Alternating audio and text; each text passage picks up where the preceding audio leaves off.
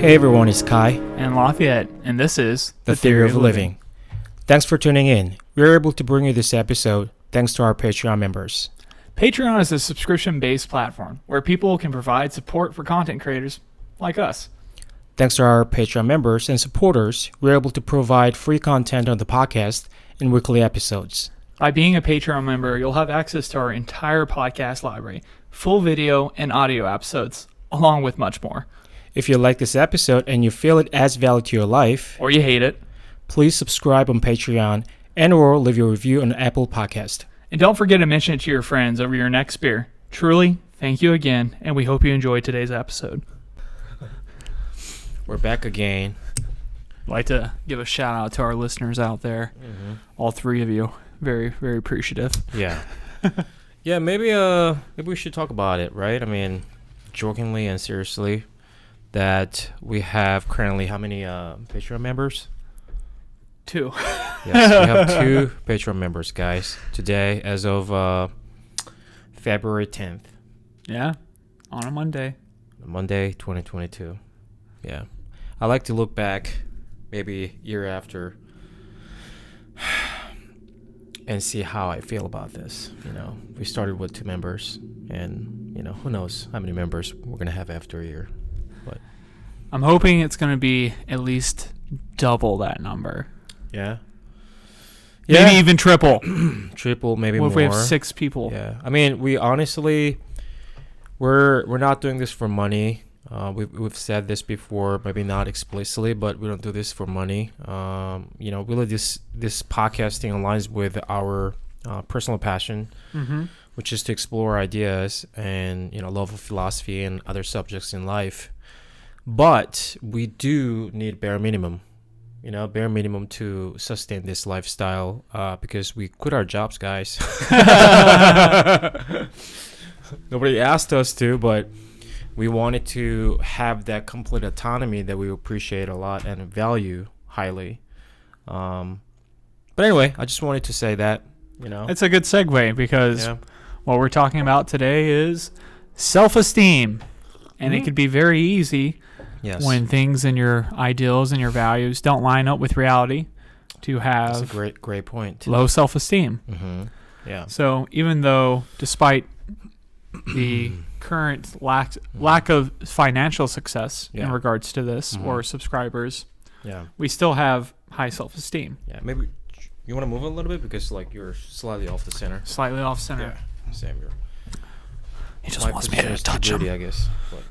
But, So. Yeah, but very good point. I love that. I love that start. It's important to be able to dissect why you do anything. Right? So if we're going to define self-esteem, I think it's easy to define it as the way we view ourselves in relation to the world. Mm-hmm. So how we view ourselves positively or negatively. Mm-hmm. And again, your self-esteem is multifaceted. Yeah. So you can have self-esteem issues. Maybe it's in regard to your physique, your appearance, your intellect. Numerous, unlimited amounts of way that you can have self-esteem. Yeah. And the reason that we wanted to talk about this one particularly is because we've found on average that most people suffer from low self-esteem where they don't need to. Right. And it's always very easy from the outside, especially when you're close with somebody, to be able to see that this person's purely being held back because they view themselves in a way that's not beneficial or useful for them. Yeah. And we just typically call that low self-esteem. Right. There's nothing inherently wrong with it, but again, you're probably missing out on some joys in life and realizing your capability and your potential. And this might be just come from having the wrong values or realizing that you only have so much energy in the day and maybe you're putting energy into the wrong areas. Yeah. And so you're expecting too much of yourself, of what you're capable of. Or maybe you're not expecting enough. Maybe you're not living up to an expectation because you've never set one or your bar is too low. True. There are many aspects or ways for one to think that they have low self-esteem, right, or high self-esteem. There's so many factors, honestly. I wish to touch on everything that we can today, but there's so many factors, right? Yeah. I mean, it could be, like you said, it could be just because you have wrong values or wrong expectations. I mean, obviously everybody's, to a degree subject to how they view or their view on their self-esteem is not exactly a true representative of who they are, right? Mm-hmm. So that's why we see sometimes, people with money. I mean, because we typically associate self-esteem with physical appearance a lot of times, right? Or other, factors that make someone successful or not in the society. So that's why we see that, like, a good-looking person with low self-esteem, right? We've seen that a lot of times. Even with people with money, a lot of money have low self-esteem, right? So it is not absolute values or a set of absolute values that determine self-esteem. Rather, it is entirely based on one's perspective of themselves, right? And then once you've set the value, how far away you are from the ideal. Yeah. Typically, this is where self-esteem is created. You are set an idea, or most cases, everybody is subject to the idea bestowed upon them about what it is to be a good person in any regard, or to look good, to feel good, to sing well, do all these things, right? We have a standard, and we usually attribute that in a positive way with the word good, well, etc. However you want to name it. Yeah. And then we compare ourselves indirectly with these ideals, and usually the gap between where we are and where the ideal lies is then essentially where the self-esteem is developed. Either you see yourself as so far away, can never achieve it, and it seems hopeless, and then the derivative of that is a negative opinion of oneself, a bad self-esteem.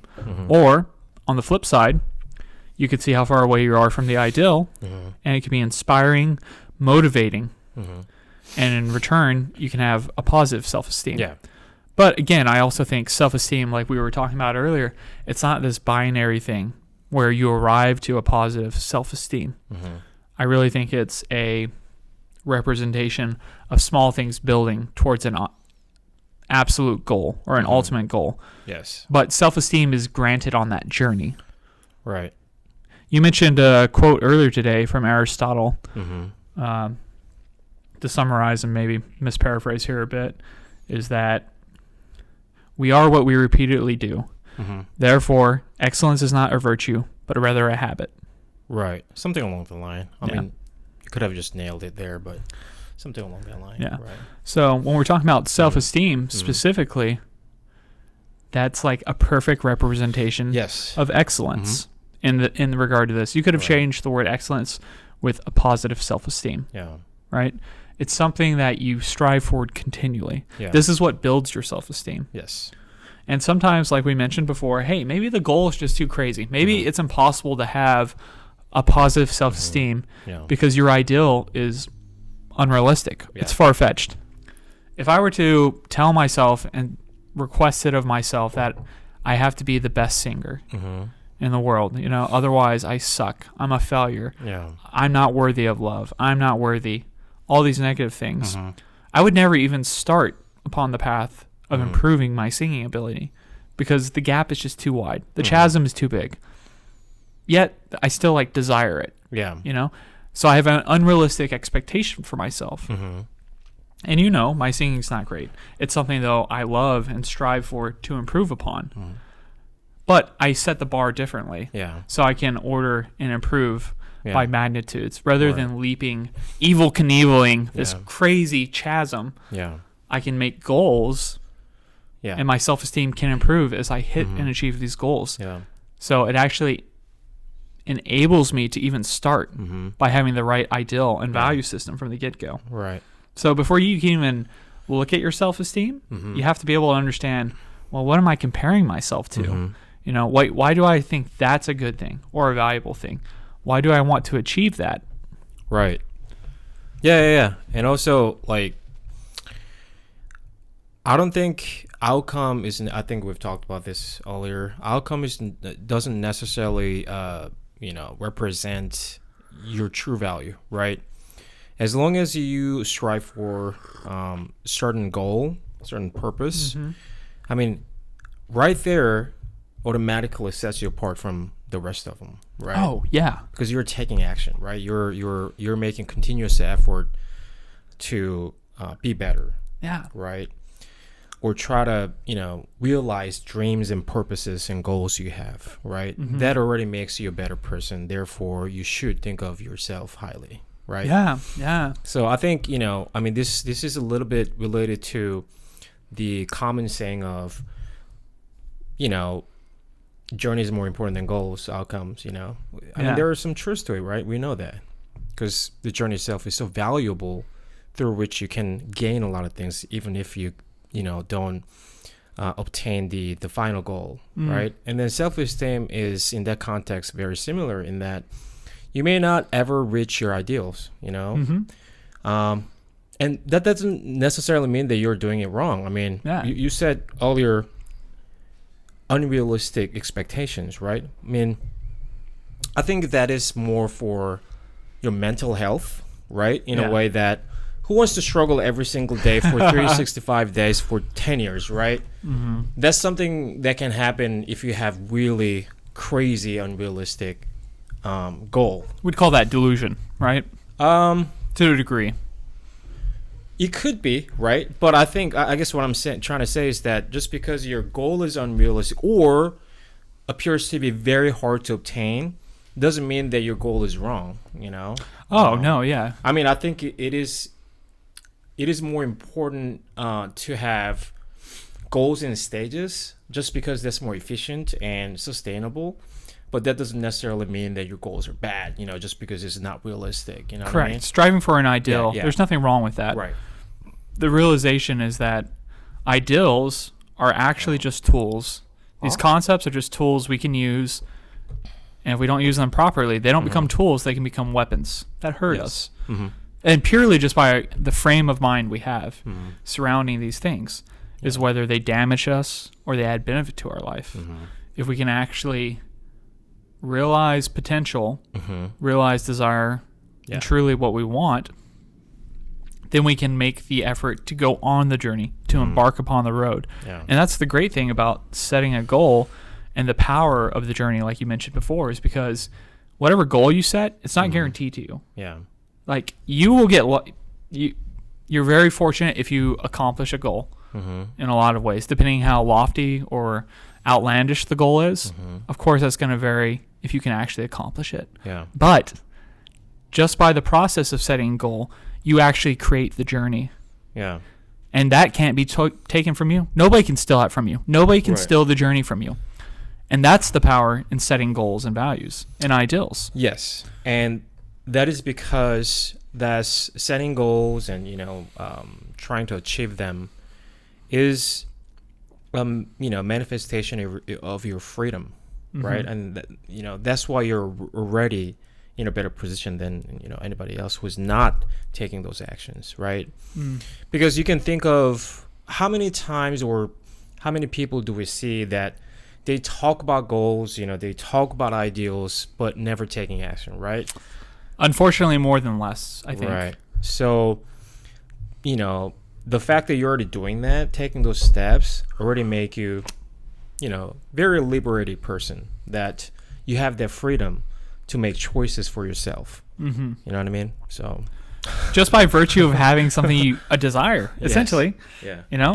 How few people even have that much.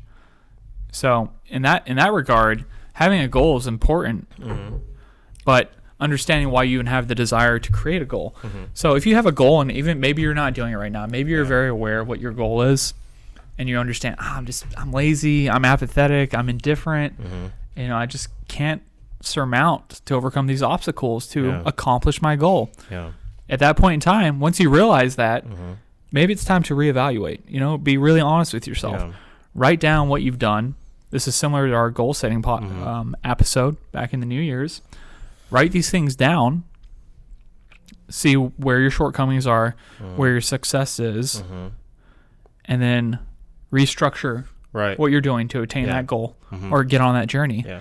And this is tied directly to self-esteem, because I think a lot of people would agree with me here that we're almost in a default setting to have poor self-esteem unless we're active and taking action to improve our life in a meaningful way for us personally. My meaningfulness is different, vastly different than potentially anybody who's listening to this. Yeah. We share meaning in a lot of ways, which is why we've embarked upon this journey together. Yeah.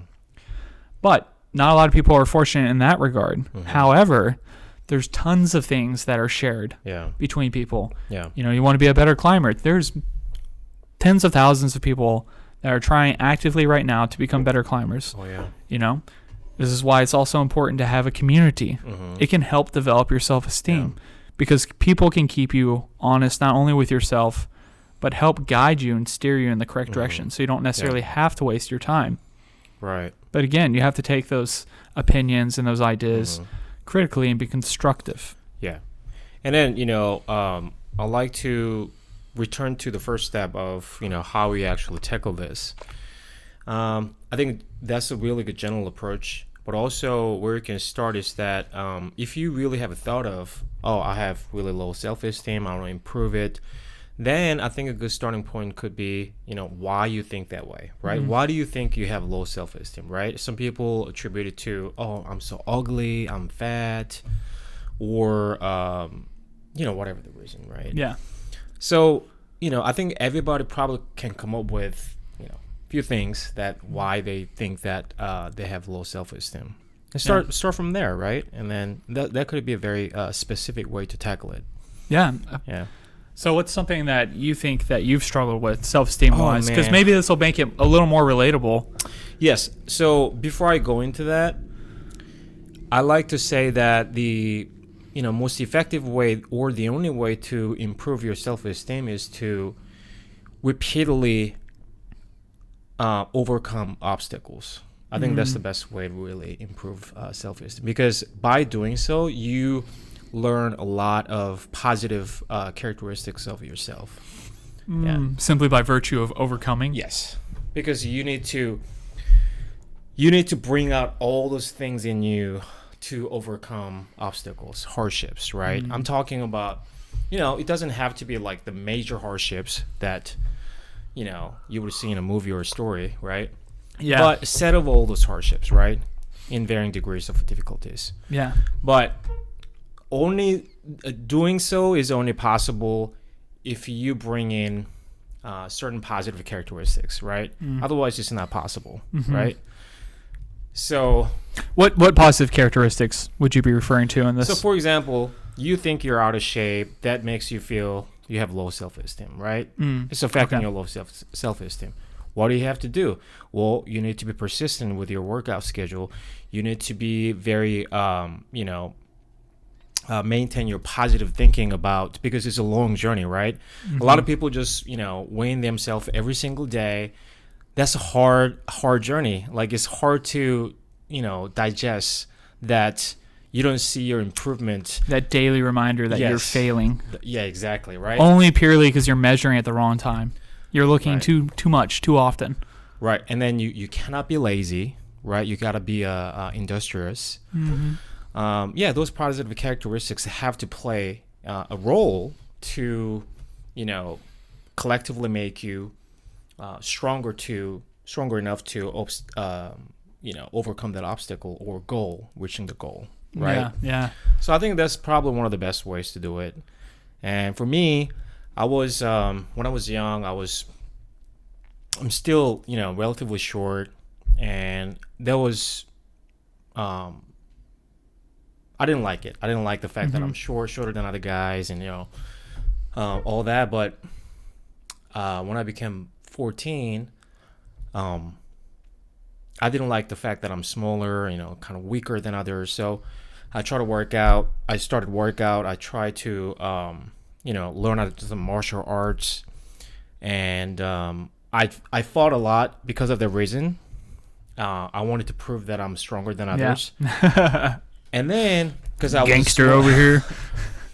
And I'm not suggesting anybody go out and fight anybody. Go kick some people's asses. That'll make you realize you're tough. I just did it because I was younger and stupid. Immature. But also, because I was smaller, guys would underestimate you. Yeah, pick up a fight with me, right? And then every time I win, and then I went to all boys school, so that helped a lot, personally. Yeah, because I had to fight a lot. Yeah, my friend was big, but I was a better fighter. But he never had to fight because he was big. Like, he was tall and wide and big, burly guy. Yeah, but he didn't have to prove anything, even though he had a lot more to prove. In reality. But anyway, that helped me a lot in the military and actual fights in the ring. So. That's definitely a difficult thing to overcome. I mean, I definitely know a lot of guys that suffer is not the right word, but they feel they suffer because of their height. Yeah. Or because of their size or stature or anything in that regard. Something that we're totally have no control of. Yeah. And we have no control over that. And I think that would be beneficial for a lot of people to hear because it does seem like maybe this is human nature, but we have such a strong desire to change literally the unchangeable. Like, it can't be changed, and that bothers us so bad that for whatever reason, rather than realizing like these are just variables that I guess it wouldn't be a variable in that regard. These are like static things. We fight against that notion so hard, and it manifests in self-esteem, poor self-esteem sometimes. And also, a really important thing is that no one should define themselves in terms of things that they lack. Everybody lacks something. That's unfair. That's just not, logical at all. Everybody should define themselves, in terms of positive characteristics of themselves, I think that's a very good point because, I mean, by definition, we're going to lack infinitely more than we have. Yes. What we have is a known. Yeah. And I would argue you could explore that infinitely in so many different ways conceptually.